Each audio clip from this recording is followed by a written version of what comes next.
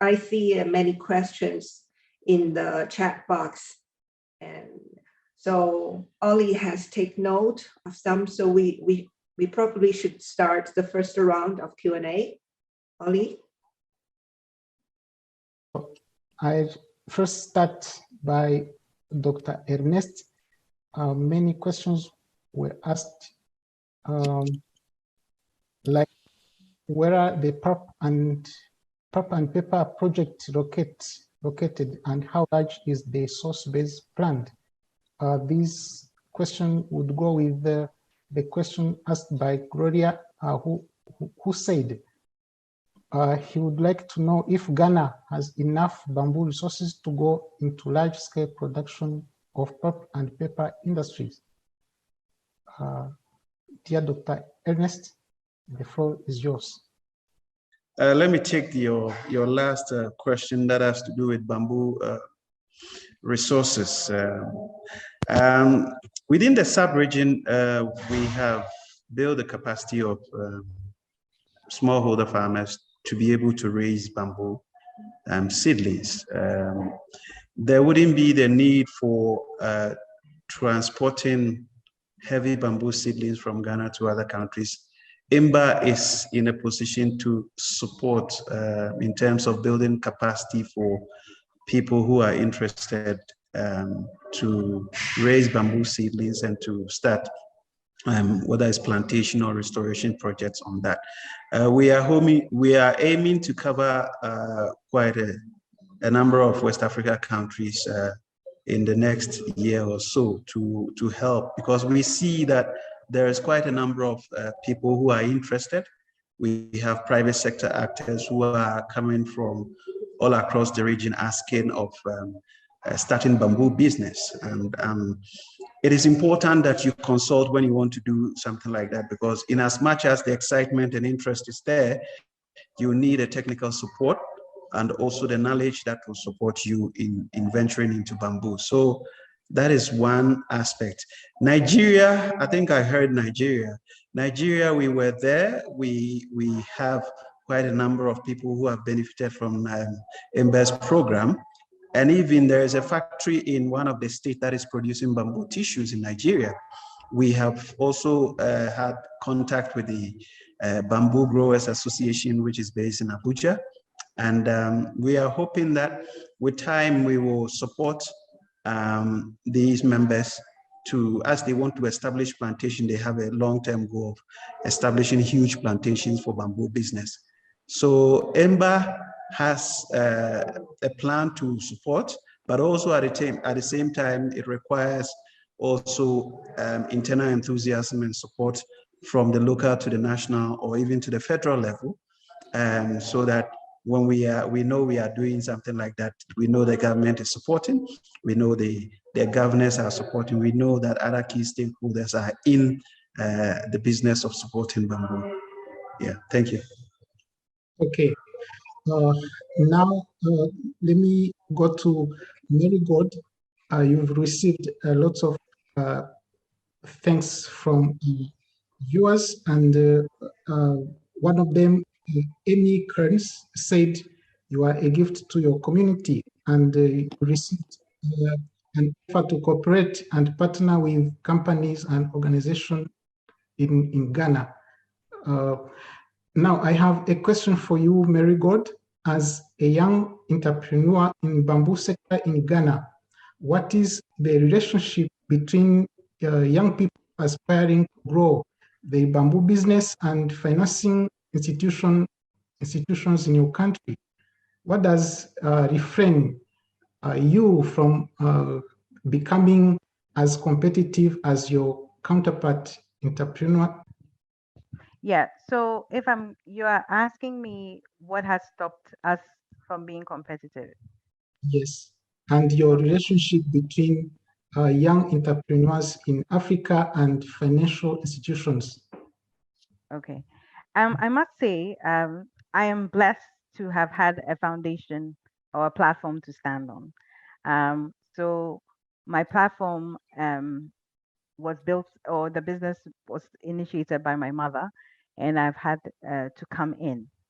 I think that when it comes to finance, some of it is not necessarily because of the financial institutions, because we must also agree that they want to make money. They are in the business of getting a return for their stakeholders.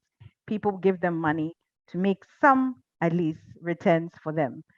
So I think that the challenge has been moving the business into that stage where the financing is comfortable for them to sit in. I think that for some of us who have come into businesses, we are always, the mindset is a little bit it's not business like. So you have a situation where people have a good idea, they've started and so on, but they haven't positioned themselves to receive. So I think that for us, it's been getting to the point where we can actually approach to attract the kind of resources that we are looking for. And that means making sure that certain requirements that these financial institutions will have are mitigated. Um, your relationship with the government, your documents, your business books, things like that. So I think that for young people who are coming into the space, you should be very mindful of what is required, the statutories, your corporate governance. All those things are very, very important. Even though I'm working with my mother, we have a board which has people who are not relatives in the business who actually have a responsibility to make sure that we are getting on a successful path. So all these things are some of the things that businesses in West Africa need to look at and ensure that growth or the kind of financing they are looking for can be attracted. Remember, if I put my money in a bank, I expect the bank to be a good custodian and maybe also give me a good return. So I think for young people, I would say this should be the mindset in starting a business operation. Put the systems in there. So before we I would say, I mean, we're all here to give a good picture, but we also had those shortcomings where we didn't have certain systems in place.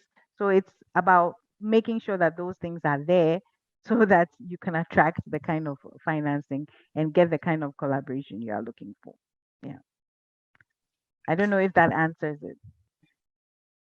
Thank you so much. I would like to go to Mr. Iwan. I chose like 3 questions on your side. I'm going to combine them.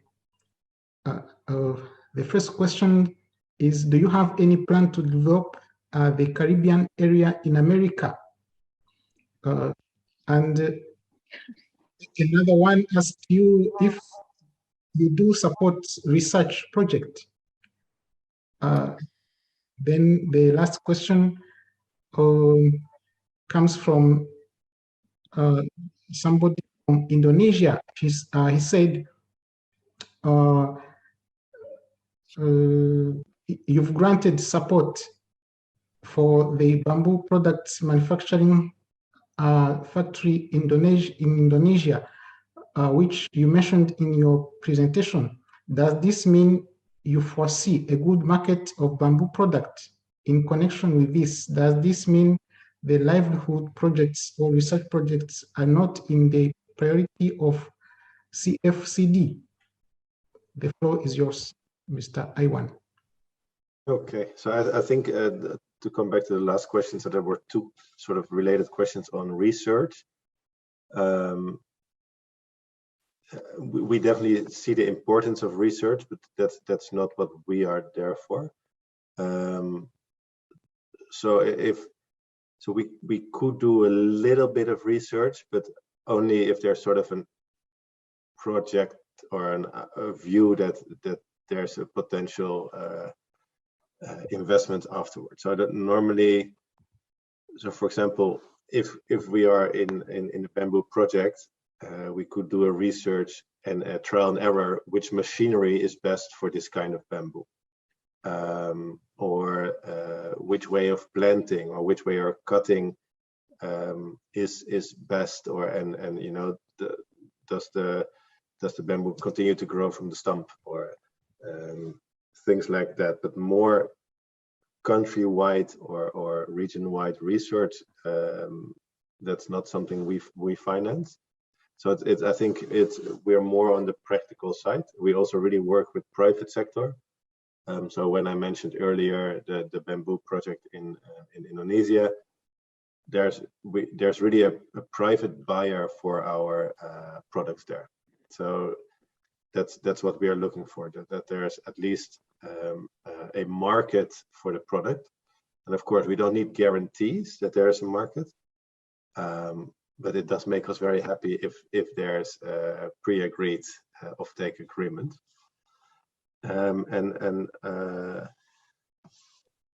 So part of the third question was, do I see a market? I definitely do see a market for bamboo and bamboo products.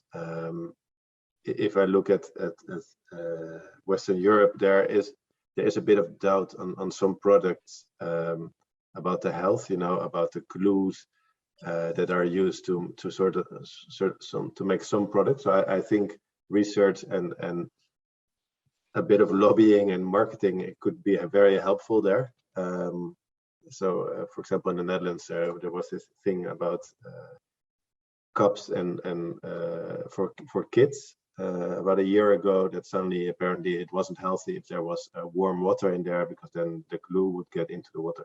So I think research is in that sense important to show the benefit and the health aspect of the bamboo products. But I definitely do see a market from bamboo on multiple levels. For example, I think there's many examples given today. And then on the Latin America, I think it's especially like the Middle America part or the Caribbean. We do work in that area. We have coffee, for example, a coffee product currently. So also an outgrower scheme where we combine coffee and trees. So that's not bamboo, but